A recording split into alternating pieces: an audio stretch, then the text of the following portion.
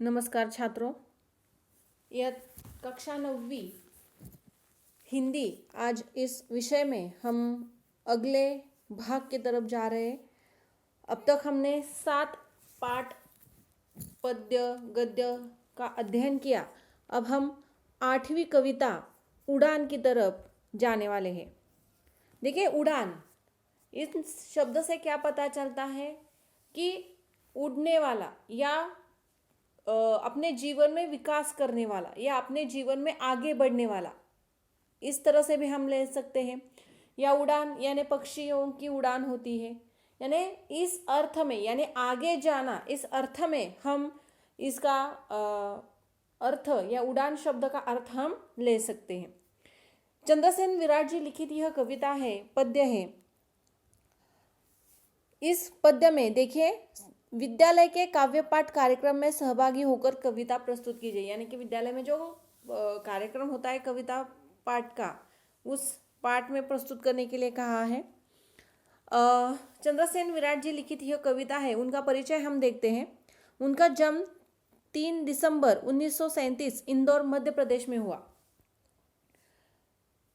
हिंदी गजल के इतिहास में चंद्रसेन विराट जी का नाम शीर्षस्थ कलाकारों में है। शीर्षस्थ यानी बड़े कलाकारों में। आपने नवगीतों और गजलों से मिली जुली मुक्तिकाओं में आम आदमी के जीवन को गहराई से देखा है। यानी कि आम लोगों के बारे में उन्होंने ज़्यादा लिखा है। उनकी प्रमुख कृतियां हैं मेहंदी रची हथेली, स्वर के सोपान, मिट्टी मेरे देश की, धार के विपरीत आदि ये उनके गीत संग्रह है। आस्था के अमलतास, कचनार की टहनी, न्याय कर मेरे समय आदि उनके गजल संग्रह है। तथा कुछ पलाश, कुछ पाटल, कुछ सपने, कुछ सच आदि ये उनके मुक्तक संग्रह है।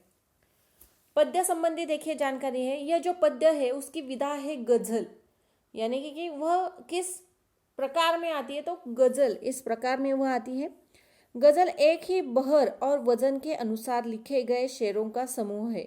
यानी कि गजल किसे कहते हैं, तो गजल एक ही बहर और एक ही वजन के अनुसार लिखे गए शेरों का समूह है। इसके पहले शेर को मतला और अंतिम शेर को मक्ता कहते हैं। प्रस्तुत रचनाओं में विराट जी ने स्वाभिमान, विनम्रता, हौसलों, बुलंदी, दूरदृष्टि जैसे अनेक मानवीय गुणों को महत्वपूर्ण स्थान दिया है। यानी कि किस प्रकार मनुष्य के अंदर यह सारे गुण आना जरूरी है या इन गुणों का होना जरूरी है, इसके बारे में इस पद्य में दिया है। यानी मनुष्य के अंदर स्वाभिमानता, विनम्रता, बुलंदी, हौसला और दूरदृष्टि अगर हो तो वह जो मनुष्य है वह मनुष्य अपने आप ही आगे बढ़ सकता है। यानी वह अपने जीवन की प्रगति या उसका जो विकास है उसमें कितनी भी बाधाएं आए वो उसे लड़कर आगे बढ़ने का सामर्थ्य वह अपने आप में रखता है। इसलिए इन गुणों का होना बहुत ही जरूरी है। तो चलो बच्चों, कविता के माध्यम से हम इन गुणों के बारे में कवि ने किस प्रकार यहाँ पर उदाहरण दिए उनका अध्ययन करेंगे। सबसे पहले हम कविता का पठन करेंगे। अंधेरे के इलाके में किरण मांगा नहीं करते, जहां हो कंटकों का वन सुमन मांगा नहीं करते। जिसे अधिकार आदर का झुका लेता स्वयं मस्तक, जिसे अधिकार आदर का झुका लेता स्वयं मस्तक, नमन स्वयमेव मिलते हैं नमन मांगा नहीं करते। नमन स्वयमेव मिलते हैं नमन मांगा नहीं करते। परों में शक्ति हो तो नाप लो उपलब्ध न बसारा, परों में शक्ति हो तो नाप लो उपलब्ध न बसारा। उड्डानों के लिए पंछी गगन मांगा नहीं करते। जिसे मन प्राण से चाहा निमंत्रण के बिना उसके, जिसे मन प्राण से चाहा निमंत्रण के बिना उसके, सपन तो खुद ब खुद आते हैं नयन मांगा नहीं करते। जिन्होंने कर लिया स्वीकार, जिन्होंने कर लिया स्वीकार, पश्चाताप में जलना, सुलगते आप बाहर से अगन मांगा नहीं करते। तो बच्चों, आज हम इन्हीं 4 पंक्तियों का या 5 पंक्तियों का हम यहाँ पर उदाहरण या स्पष्टीकरण देखेंगे। अगला भाग जो जहाँ से फिर से नई गजल की तरफ उन्होंने लिखा है वो हम दूसरे भाग में देखेंगे। तो चलो, अंधेरे के इलाके में किरण मांगा नहीं करते।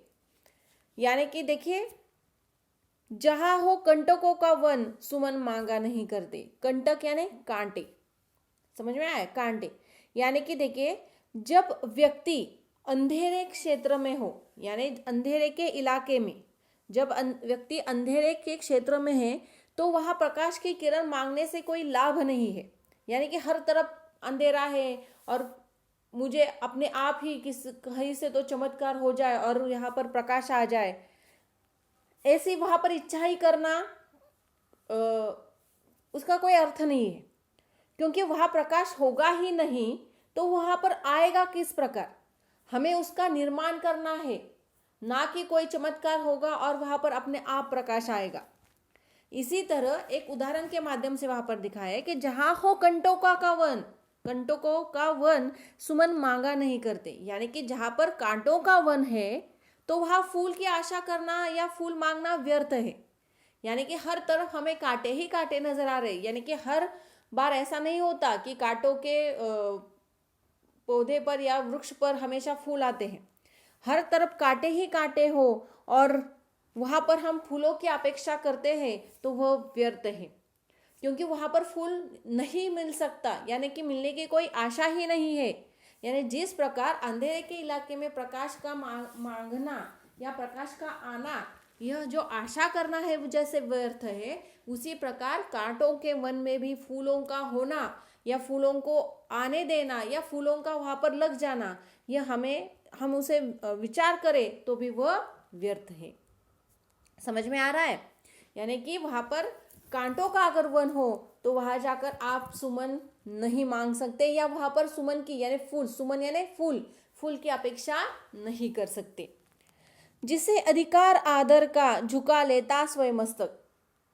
देखिए, जिसे अधिकार अधिकार यानी आदर यानी सम्मान करना, ठीक है, यानी कि हम बड़ों का सम्मान करते हैं, या सिर्फ बड़ों का नहीं, जो हमारे सामने जो हमें पसंद आता है, जिनके विचार हमें पसंद आते हैं, जिनका वर्तन हमें पसंद आता है, वो हर एक व्यक्ति हमारे आदर के पात्र होता है। यानी अपने आप मन से ही उनके प्रति हमारे मन में आदर निर्माण होता है, और हम अगर वो व्यक्ति कभी भी हमारे सामने आए तो हम उनका पूरी तरह से आदर करते हैं। यानी कि यहाँ पर क्या लिखा है, देखिए, जिसे अधिकार आदर का झुका लेता स्वयं मस्तक।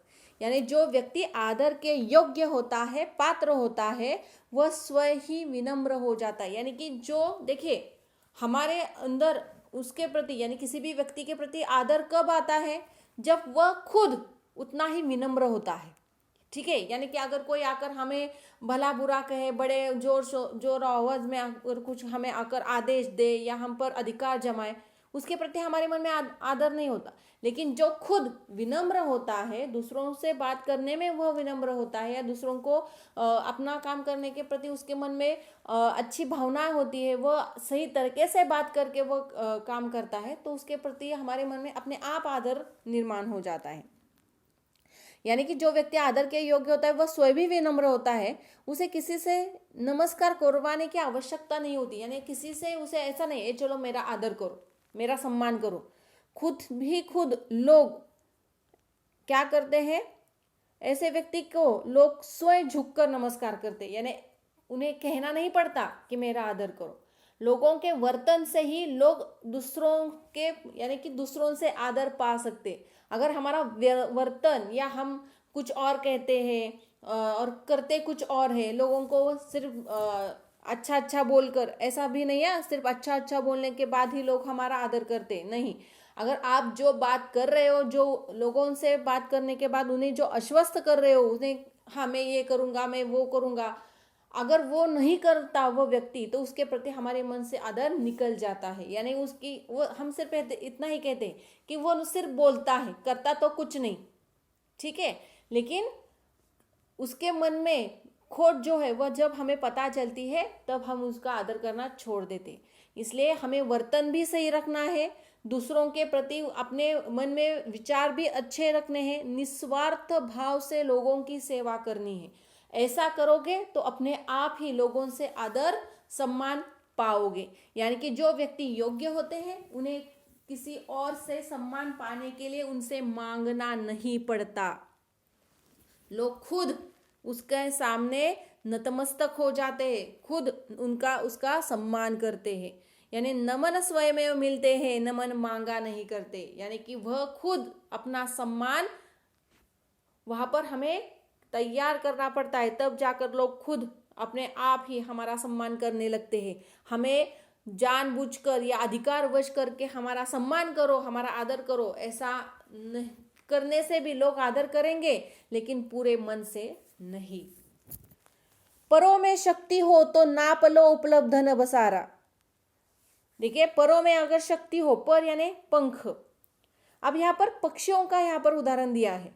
पक्षियों की उपमा देते हुए यहाँ पर कवि कहते हैं कि अगर तुम्हारे पंखों के अंदर शक्ति है, यानी कि तुम्हें कुछ करने की अगर तुम में हिम्मत है, ताकत है, अगर तुम्हें इच्छा है, लालसा है, तो उसके लिए काम करने की कोई सीमा नहीं है। यानी कि देखिए, तो नाप लो उपलब्ध न बसारा। नाप लो यानी छू लो, तुम जितना जो आसमान है वह सारा तुम्हारा ही है। अगर तुम्हारे अंदर उतनी ताकत है, उतनी शक्ति है कि तुम जो करना चाहते हो, अच्छा कार्य करना चाहते हो, अपने लक्ष्य तक पहुंचना चाहते हो, उसके लिए तुम्हारे अंदर उतनी ताकत है, इच्छा है, तो कोई भी आकर तुम्हें वहां पर बंधन में नहीं रख सकता। पूरा आसमान, जिस प्रकार पक्षियों को उड़ने के लिए पूरा आसमान है, उसी प्रकार तुम्हें तुम्हारे इच्छाओं को, ध्येय को पाने के लिए सारे मार्ग तुम्हारे सामने खुले हैं।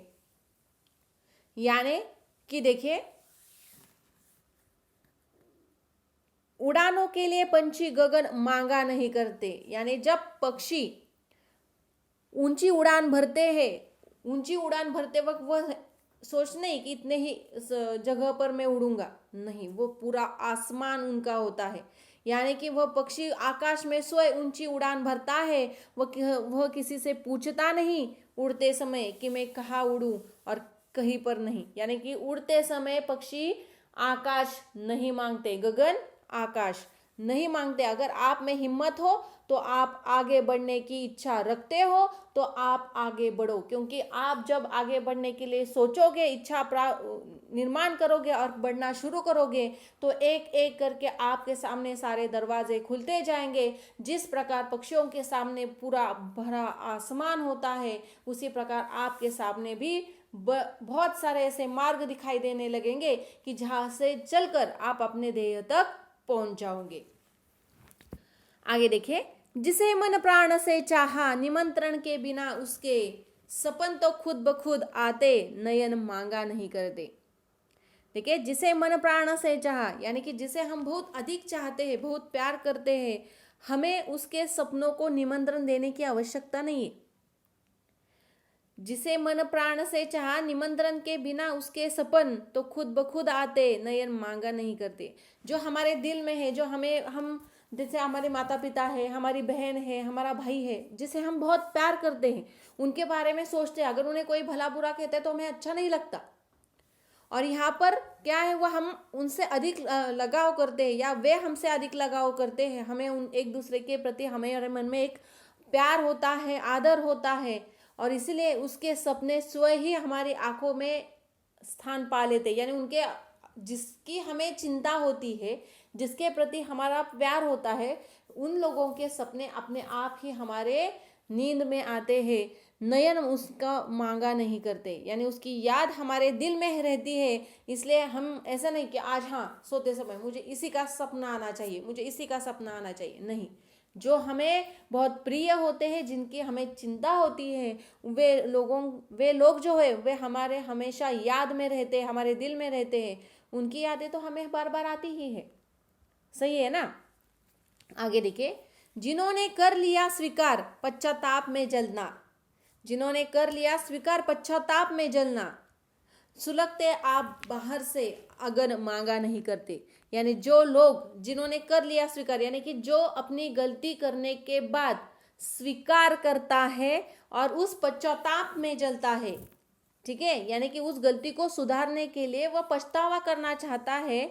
सुलगते आप बाहर से, अगर मांगा नहीं करते। उन्हें बाहर के किसी व्यक्ति द्वारा चेतना की जरूरत नहीं होती। यानी कि अगर एक गलती करने के बाद वो उस गलती का अगर एहसास होता है, तो अपने आप अंदर, हमारे अंदर मुझे ऐसा नहीं करना चाहिए था, मुझे उसे ऐसा नहीं कहना चाहिए था, या मुझे उस दूसरों को फंसाना नहीं चाहिए था।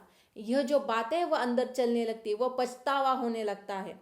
और जब वह पछतावा होने लगता है तो किसी दूसरे को आकर हमें यह नहीं कहना चाहिए पड़ता है कि तुम वहाँ पर गलत हो, तुम वहाँ पर सही नहीं थे, क्योंकि किसी बाहर के व्यक्ति द्वारा हमें वह सुनने से ऐसा लगता है, पहले ही हमें वो पछतावा होने लगता है, और इसलिए किसी और के आने से उसके कहने की ज़रूरत हमें नहीं होती। और इसीलिए पछतावा करने के बाद, यानी कि जो गलती की है उसके पश्चाताप के बाद जो हम तैयार होते हैं, तो वह अलग रूप हमारा वहाँ पर निर्माण होता है।